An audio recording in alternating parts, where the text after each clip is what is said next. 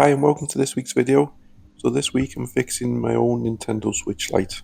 So this Switch was modded many years ago with the chip that I can't mention. The video was put up when I first started doing my YouTube and then it was quickly taken down for certain reasons. So now I'm going to show what I can without any issues.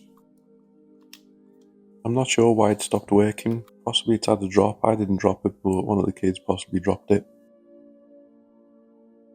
So what should happen is I turn the switch on and it should say no SD card, but as you can see it's booting straight to home screen, which means it's not booting as it should do. So I'm just going to get my iFixit kit to open it all up. So first things first, we need the tri-wing screwdriver. So we just take the 4 screws out the back, and then we get a Phillips head, and then there's 2 at the bottom, 2 on the top. And we just get a lipper to go run around the edge and gently prise it apart. You want to be careful because you don't want to break any of the connections, you don't want to break the port, you don't want to crack any of the casing. And then we gently prise it apart, and then it's stuck a little bit at the top where it hooks over the socket, and we wiggle it off and it comes out. Then we've just got a couple of screws on the back to take the heat shield off, and then we'll take it off.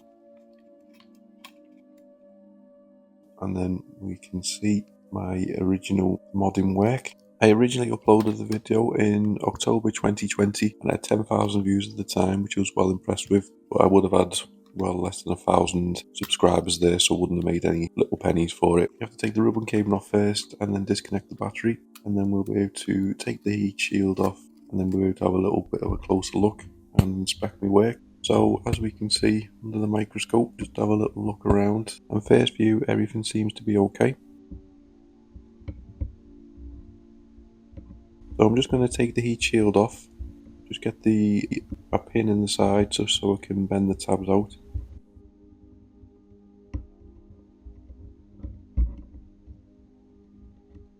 I'm wondering whether this is going to be the issue if these solder points have come loose. So I just need to take my Kapton tape off. The solder paste needs wiping off. It looks like it was the perfect amount, but we'll take it off anyway. We'll give it a little clean and then we'll just zoom in under the microscope, closer look.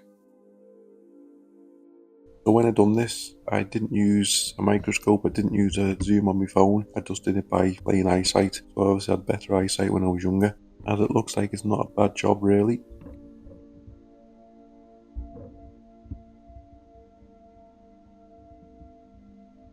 So just giving a little prod, and I'm not sure whether that tab on the left may be possibly a little bit loose.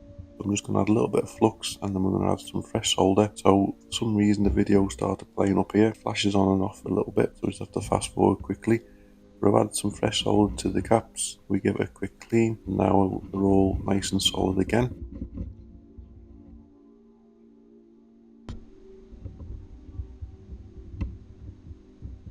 So I don't know whether I knocked this cable, doesn't seem to be quite right, so just move it across. So I was thinking everything was fine, and then I noticed that this connection here seemed a little bit loose. I wasn't sure what it was, but closer inspection, it's actually a cap on the board come loose, so this probably is going to be my main issue. So I'm just going to have to take the card reader out, just so I can get a little bit closer to it. Take a couple of screws out, disconnect a couple of ribbon cables, and then we'll take the mod chip out. So as you can see, the cap on the board's come completely loose, it stayed attached to the mod chip, so we're going to need to resolder that. And then we'll just have a quick little look around at my other solder points on this ribbon cable, and they all seem okay. So we just bring a little bit of flux inside, and then we'll get some fresh solder. So I was worried that the pads had been ripped off the board, but by the looks of it, damage is actually on the chip itself. So keep adding a little bit of flux, keep adding a little bit of solder, and then we clean it up and we get it nice solid there. Just get me soldering iron just to remove the old cap. The cap itself doesn't look too badly damaged, but I'm going to replace it with another one off a donor board. So we'll just get a little bit of flux and put my soldering iron next to it. Probably would have been easy using a hot air gun, but I was being lazy. So I took the new working cap off and then position it into place, and then just use my soldering iron to heat it up and hopefully melt both sides. As I said, hot air gun would have been easier, but I didn't want to have to take the board out. Too lazy. Give it a clean up, add a little bit more flux, and then we'll add a little bit of solder to either side to make sure that's definitely making a connection, and then another clean up, and it's nice and solid.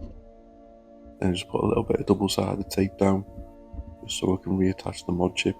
We'll just slide it into place, making sure it goes either side of the cap at the bottom. We'll reconnect this ribbon cable, making sure it goes in nice and straight, tab down. And then we'll add a little bit of flux, solder cap to either side of the pads. Making sure we push down that it's making a good connection. Clean as you go, you don't want it full of flux. And hopefully that's going to be good to go. So we reconnect the battery. We'll reconnect the ribbon cable. Just slide that in, push the tab down.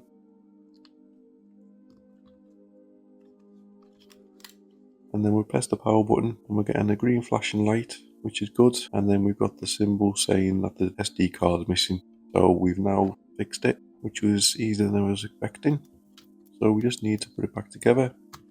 Disconnect the battery, put some Kapton tape over the bit that may possibly short out. A little bit over the mod chip itself. Then we're going to put some new thermal paste in, which obviously I don't show, I'll do it wrong. Reattach the card reader, put the screws back in, heat shield on the back, don't forget to reconnect the battery. Then the cover goes back on, hook on over the top to begin with, and then work it round, and then just click it at the bottom over the USB connection. And then just make sure it's still working. Then back to putting the screws back in, so the 4 Phillips screws go back in, and then we put the tri-wing screws in the back as well. We'll pop our SD card in the back. We'll turn it back on, and then there we can see we boot to Hitachi. Then we can pick the option, boot it up, and now we've got a Nintendo Switch that will boot to custom firmware as well as official firmware. So it was a nice easy fix in the end. Got my old Switch back up and running. So thanks very much for watching. Please like, comment and subscribe.